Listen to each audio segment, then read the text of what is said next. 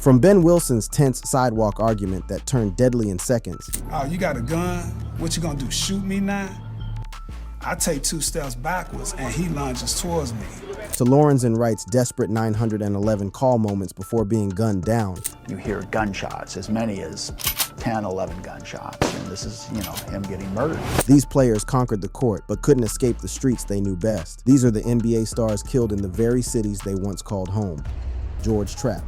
Tarp was born into a family with basketball in its DNA, as his older brother John Q. Tarp would also carve out his own NBA career. Raised on Detroit's northwest side, Tarp's early life was shaped by the city's vibrant but challenging urban environment. Tarp's athletic gifts became undeniable. At 6'8" and 205 pounds, his combination of size and athleticism was remarkable for the era. Tarp's performance led Monrovia to its first California Interscholastic Federation (CIF) basketball championship, establishing him as a standout forward center whose versatility would become his calling card throughout his career. Tarp's dominance earned him 2 Pacific Coast Athletic Association (PCAA) Player of the Year awards and first-team All-PCAA honors. His best season came in 1972-73 with the Hawks, averaging 11.3 points and 5.9 rebounds in 24.1 minutes per game as a key reserve. His best playoff performance came in 1975, averaging 13.7 points and 7.3 rebounds in 3 games, showcasing the instant heat that had made him a respected player throughout the league. However, by the 1976-77 season, Tarp's role had diminished significantly, and he was released after playing only 6 games. His NBA career officially ended, though he would continue playing professionally for a few more years. The final chapter of George Tarp's life unfolded with shocking suddenness on January 9, 2002. Tarp, aged 53, was stabbed in the stomach by his roommate, Jerome Miller, during an argument at their home on Ohio Street in Detroit's northwest side. According to police report, the altercation escalated when Tarp struck Miller with an ashtray, prompting Miller to stab him in retaliation. What followed was a medical nightmare that would ultimately claim Tarp's life.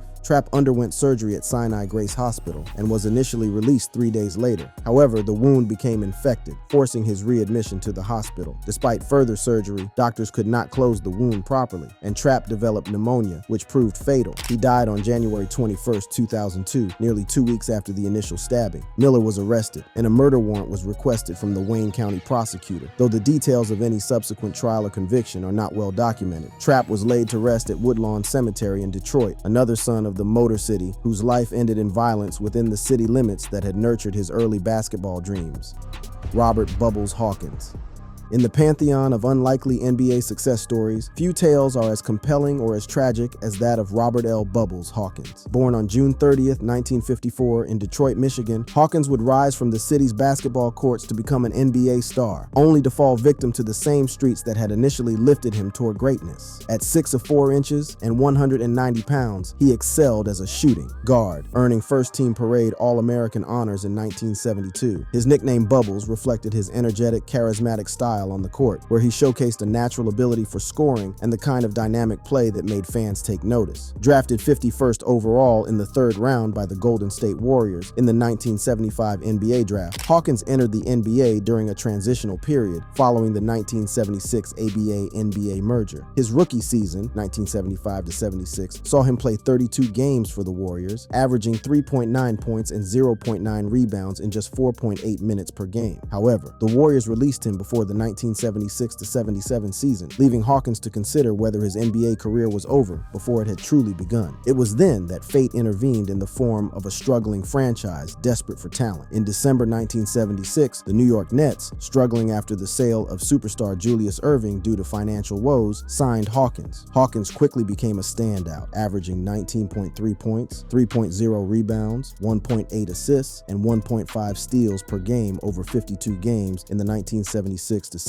season. On February 7, 1977, Hawkins delivered a career-high 44 points in a 93-89 win over the New Orleans Jazz, showcasing his scoring prowess on a national stage. Nets head coach Kevin Lawfrey praised him as a hero for stepping up when the team needed a star. He got one final NBA chance with his hometown Detroit Pistons in the 1978-79 season, signing as a free agent under coach Dick Vitale, a fellow Detroit native. Over 4 NBA seasons with the Warriors, Nets, and Pistons, Hawkins Hawkins averaged 12.7 points, 2.3 rebounds, and 1.5 assists across 103 games. While his NBA career was relatively brief, his impact during the 1976-77 season with the Nets demonstrated the kind of player he could have been with more consistent opportunities. On November 28, 1993, at age 39, Hawkins was found shot to death in a suspected crack house in Detroit. Police reports indicate the location was known for drug activity, suggesting Hawkins may have been caught up in the city's underworld that had claimed so many lives during the crack epidemic of the late 1980s and early 1990s. The circumstances of his death remain unclear, with no arrests made and no definitive motive established.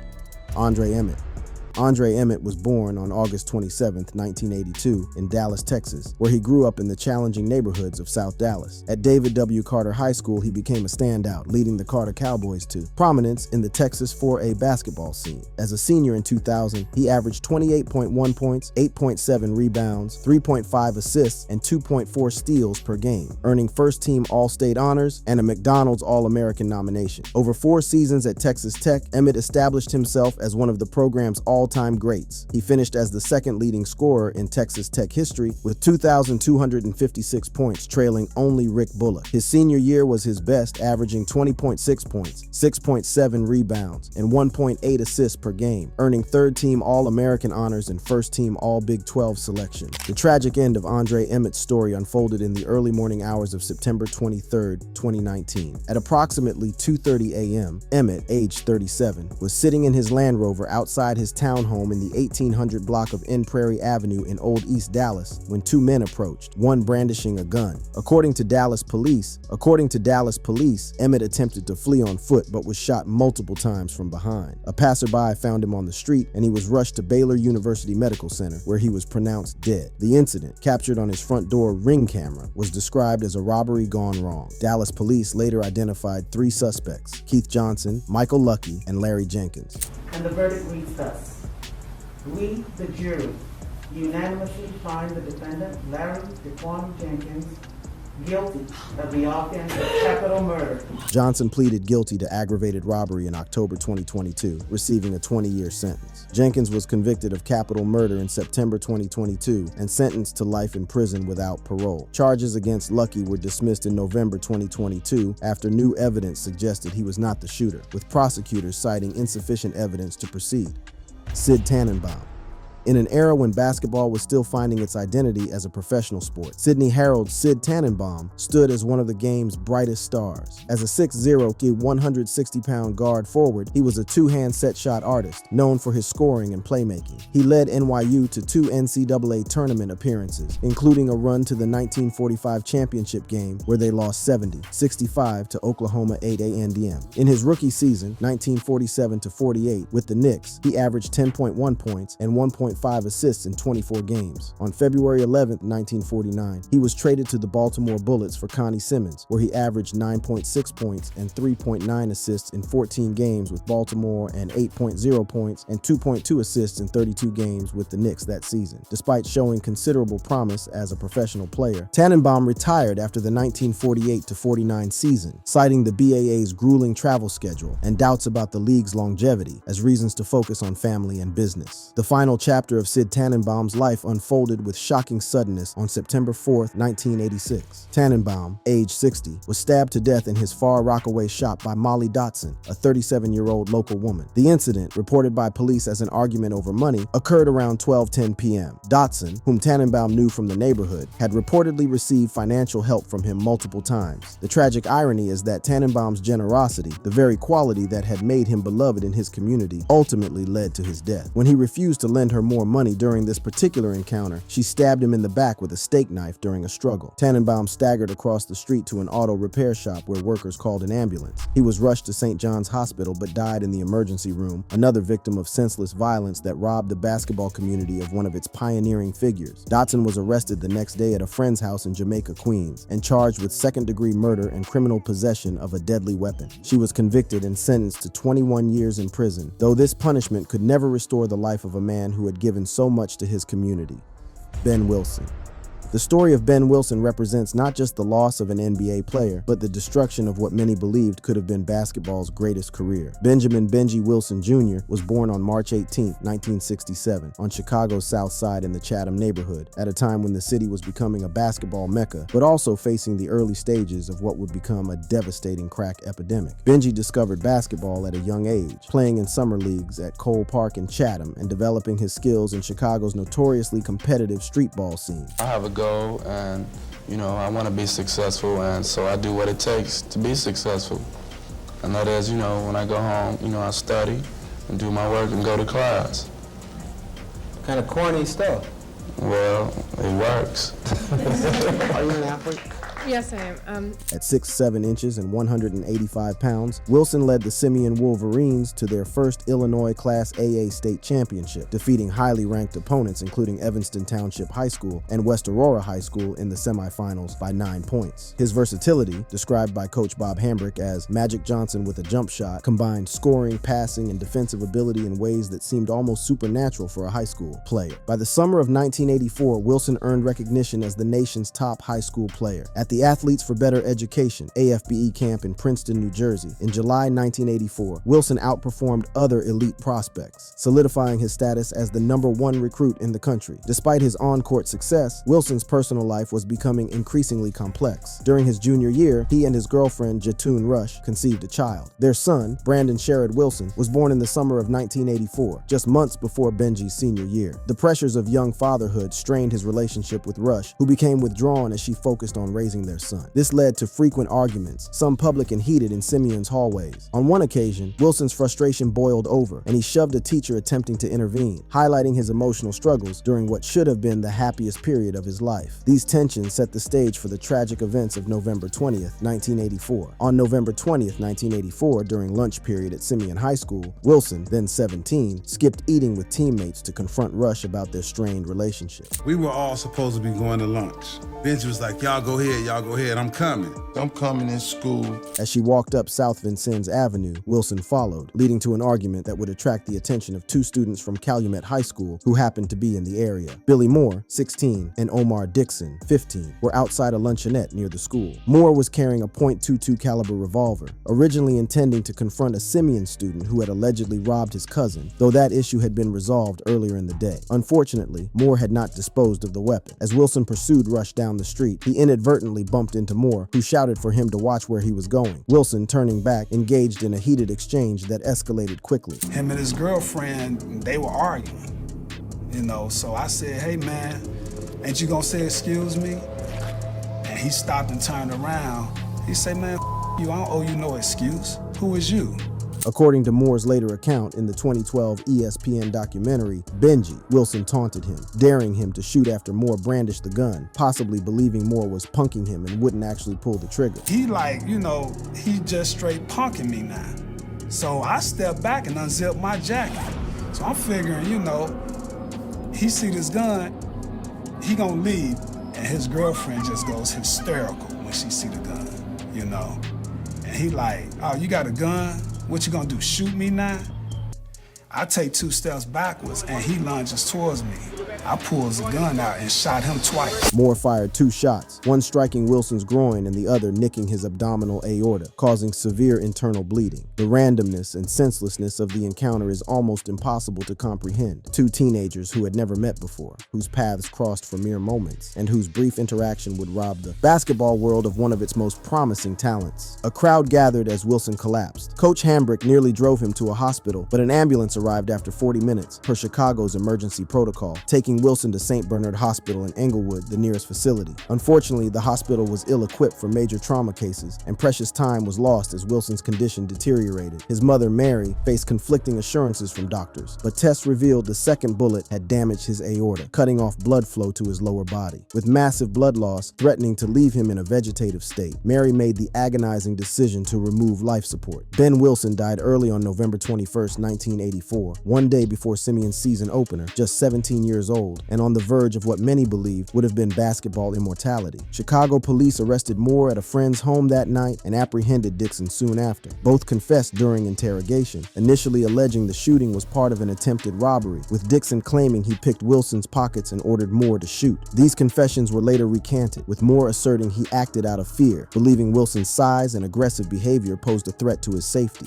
I think Ben Wilson's death is going to show Chicago, if not the nation, that there is a serious problem, and if the good that can come from this will result in some serious actions against the proliferation of handguns. Ben Wilson's murder sent shockwaves far beyond Chicago's basketball community. His death was the 669th homicide in Chicago in 1984, highlighting the epidemic of urban violence that was claiming young lives across America.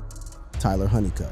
Tyler Dion. Honeycutt was born on July 15, 1990, in Los Angeles, California, and grew up in the Sylmar neighborhood of the San Fernando Valley, where basketball would become both his salvation and ultimately part of his undoing. Known for his athleticism, versatility, and upbeat personality, Honeycutt was a team leader and a favorite among coaches and peers. His sophomore year, 2010-11, was a breakout season, averaging 12.8 points, 7.2 rebounds, and 2.8 assists per game, earning first-team All-Pac-10 recognition. Selected 35th overall in the second round of the 2011 NBA draft by the Sacramento Kings, Honeycutt entered professional basketball with high hopes but would face immediate challenges. Like many players whose NBA dreams fall short, Honeycutt took his talents overseas, playing in Israel, Turkey, and Russia. His most successful stint came with BC Khimki in Moscow during the 2017-18 season, where he won the Euro Cup and finished second in the Russian Championship. Despite these achievements, Honeycutt felt isolated in Russia and longed to return to the NBA, a goal that remained frustratingly elusive. His mother later noted that he struggled with the isolation of playing abroad, which may have contributed to the mental health challenges that would eventually consume him. What is he upset about?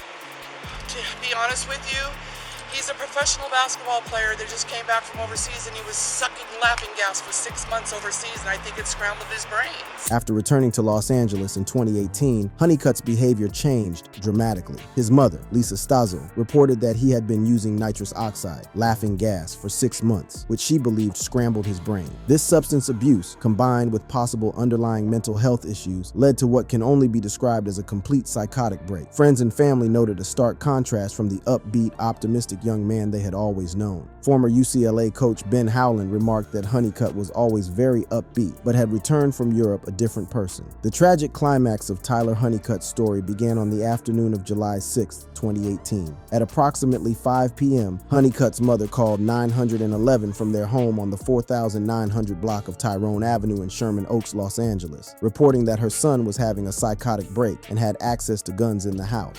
I need somebody quickly, the police, an ambulance, whatever. My son's having a psychotic break. He has guns in the house, so I'm really worried. Really worried. He thinks I'm conspiring against him. He knocked the phone out of my hand last time I called 911. And Okay, hold on, ma'am, hold on. So this is your son, you said? It's my son, Okay, what's his name? Tyler Honeycutt. Tyler Honeycutt? She described him as hallucinating, believing she was conspiring against him and acting aggressively, including knocking the phone out of her hand during a previous call to a mental health hospital. He's got the gun out now. He's holding it in his hand sitting on the bed, she told police, emphasizing that he was a good kid but clearly in crisis. He's got the gun out now. He's holding it in his hand, sitting on the bed, but we have a guard dog too, and he's hanging onto the collar of the guard dog next to him on the bed, and I don't want the dog to be hurt. Los Angeles Police Department LAPD officers arrived and attempted to de-escalate the situation. Body camera footage, later released as part of LAPD's transparency policy, showed officers outside Honeycutt's bedroom window trying to communicate via cell phone. One officer reassured him, "You're not in trouble. I'm trying to get you out of here as peaceful as possible," noting the presence of cameras to ensure safety. Hey, Tyler. Hey, I'm the cat that's outside. I've been waving at you, trying to talk to you. All right, right now you're not in trouble. All right, you haven't committed a crime as of yet. Okay? I'm trying to get you out of here as peacefully as possible. Despite these efforts, Honeycutt fired a shot through his bedroom window, striking a wall inches from an officer, who returned fire. No officers were injured, and it remains unclear whether Honeycutt was struck by police gunfire during this initial exchange. Gun! Where? Fuck. Did he point it at you? Yes. Shots fired! Shots fired! Shots fired! The situation escalated into a nearly 12-hour standoff, with SWAT and crisis negotiators involved. Residents in the surrounding area were evacuated as a precaution, and the prolonged nature of the standoff suggested that authorities were making every effort to resolve the situation peacefully. At 3:43 a.m. on July 7th, SWAT entered the home and found Honeycutt unresponsive with a self-inflicted gunshot wound to the head. The Los Angeles County coroner ruled his death a suicide on July 17, 2018, officially closing the case. A gun was found at the scene, and investigations confirmed that Honeycutt had not been struck by police gunfire, making his death entirely self-inflicted. The LAPD's release of body camera footage highlighted the complexity of responding to mental health crises, with ongoing reviews by police and civilian oversight boards to assess the officer's actions and determine whether different approaches might have led to a different outcome. Ozel Jones.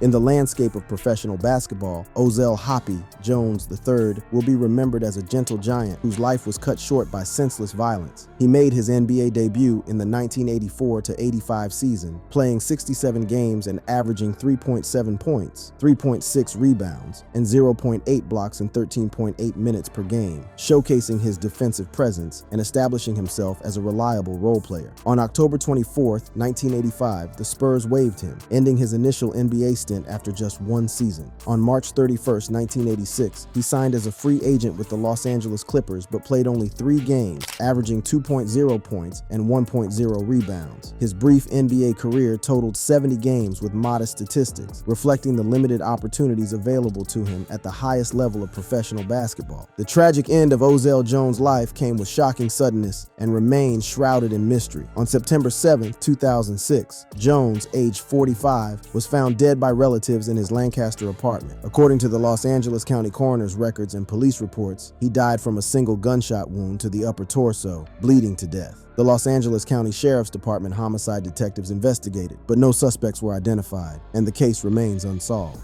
Lorenzen Wright.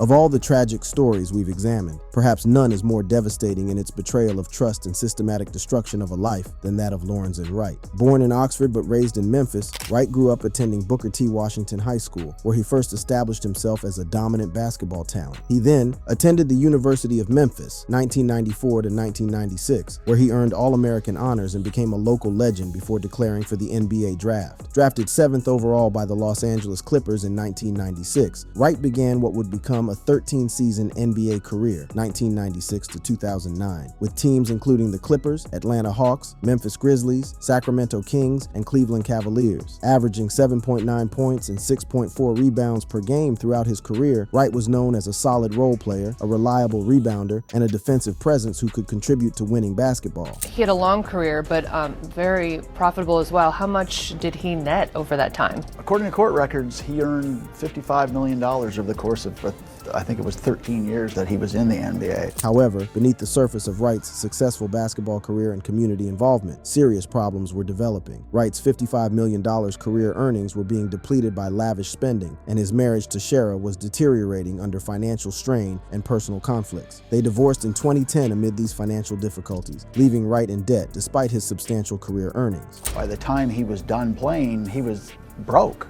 Pretty much. I mean, he had 2 expensive homes that were in foreclosure, and according to Shara, they had a lot of creditors after them. The events leading to Wright's murder began to unfold in the months following his divorce. Phone records show calls between Shara and Billy Ray Turner, a church deacon and landscaper, in the weeks prior to the murder, suggesting that plans for Wright's death were being developed well in advance of the actual crime. On July 18, 2010, Wright visited his ex-wife Shara's Collierville, Tennessee, home around midnight to see his children, a visit that would prove to be his last. What Wright didn't know was that he was walking into a carefully orchestrated trap designed to end his life for financial gain. Wright was lured to a remote field near Hacks Cross Road in southeast Memphis, where the brutal murder would take place. At 12:03 a.m. on July 19th, he made a 911 call from his phone. Dispatch heard him say, "God damn," amid 11 gunshots, but failed to report it prompt, a critical error that was later heavily criticized and potentially cost Wright his life. Georgetown 911, where's your emergency?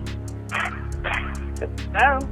They are words of panic. There's some cursing on there, and you hear gunshots, as many as 10, 11 gunshots, and this is, him getting murdered.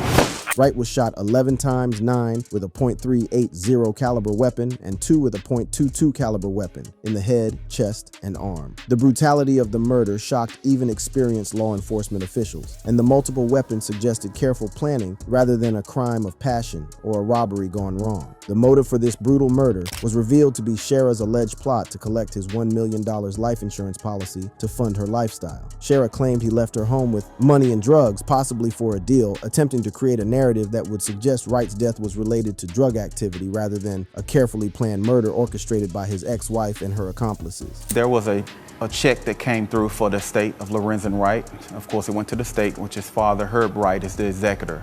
And so she found out about it. The check was totaling roughly about $214,000. And she found out about it, she asked me, what should I do about it? And I was like, leave the money alone. Whatever the state is gonna do with it, they'll put it where they need to put it for the kids. Sure. And she just couldn't let that go. She wanted to go ahead and hire a lawyer to start proceedings to get some of the money. And that really just broke, our relationship up, because she was always money hungry, greedy.